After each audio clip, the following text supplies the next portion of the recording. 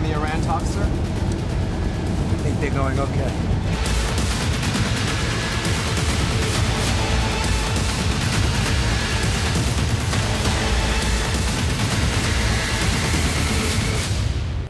नमस्कार, बहुत स्वागत न्यूज़ 18 के डिजिटल प्लेटफॉर्म पर। आपके साथ मैं हूं ललित प्रजापति और हमारे वरिष्ठ सहयोगी अंकुर सर हमारे साथ जुड़ चुके हैं, अंकुर त्यागी जी।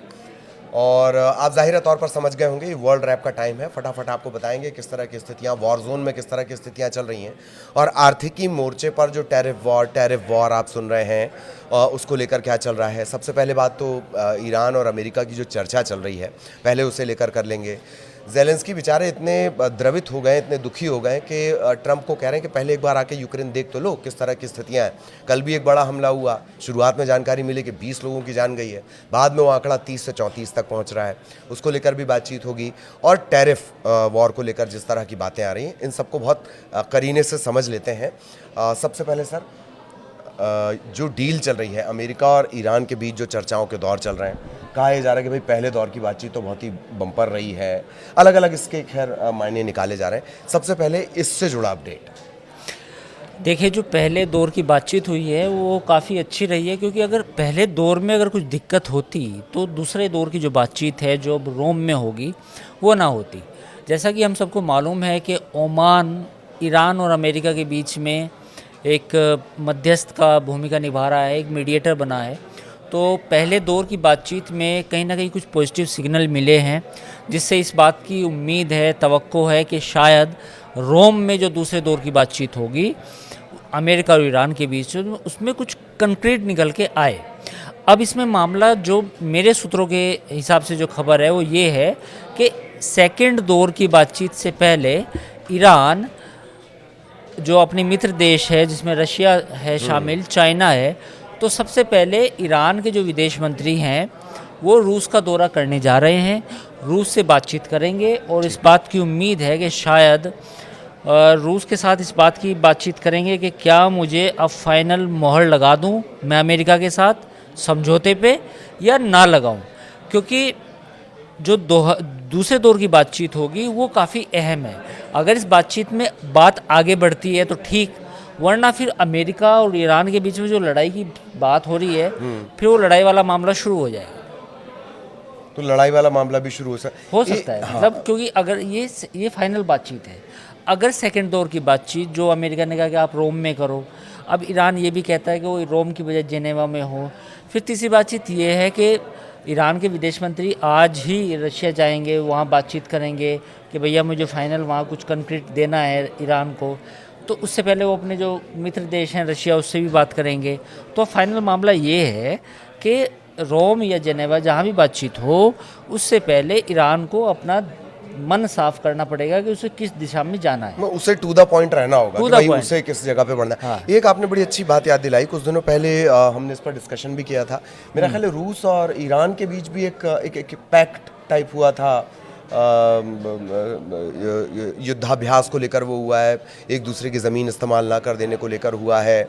शायद ये वजह है कि रूस को ज़्यादा तवज्जो देता है ईरान, या कम से कम रूस पे उसे ज़्यादा भरोसा है। देखिए, जो ईरान की पूरी वेपनरी है उसमें 80% जो है वो रशिया से सामान आता है, साजो सामान।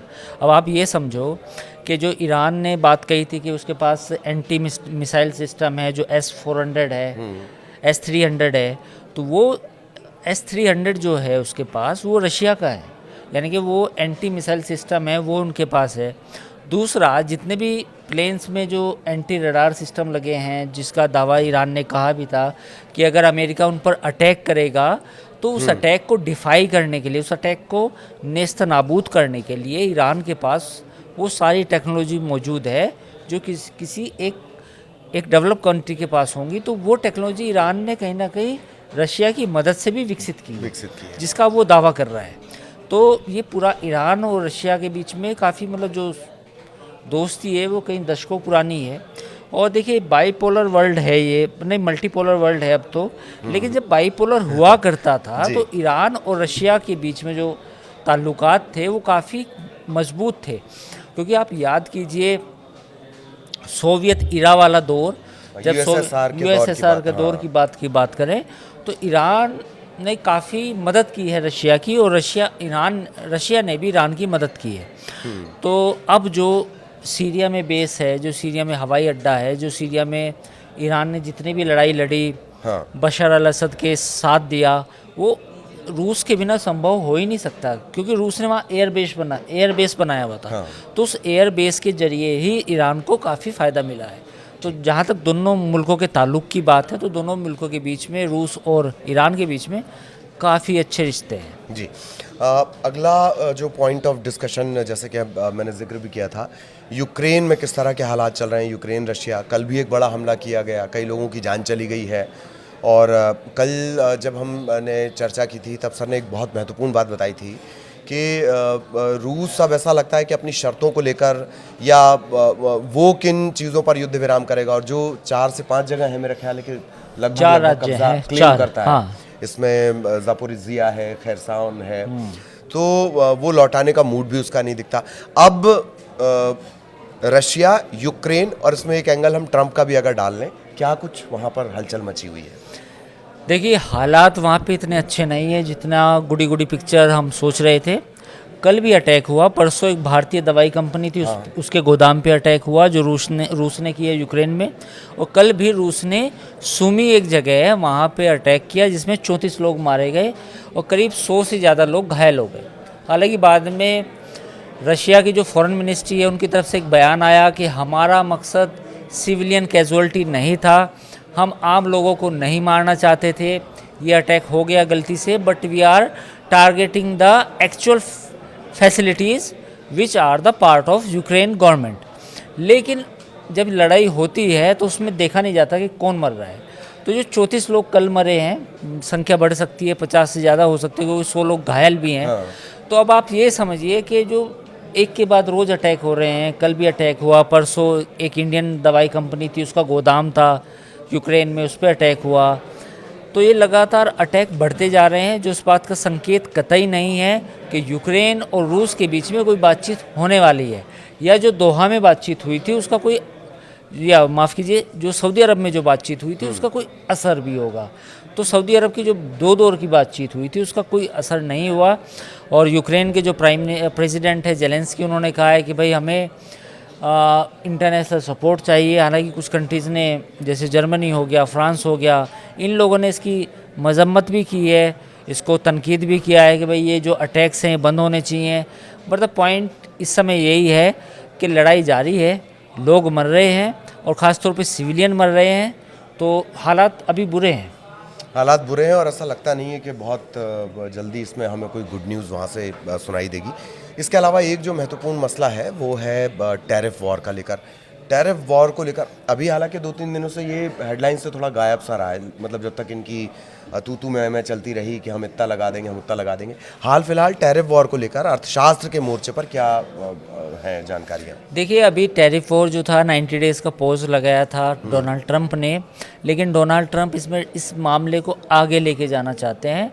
अब उनका कहना है ये कि जो चिप जो इलेक्ट्रॉनिक चिप हैं जो यूज़ होते हैं आपके AI के सॉफ्टवेयर में, या आपके बहुत इस्तेमाल है मोबाइल फ़ोन में, लैपटॉप में, गैजेट्स में, जहाँ जहाँ चिप यूज़ होते हैं, अब उन पे भी टैरिफ लगाएंगे, सेमीकंडक्टर पर लगाएंगे।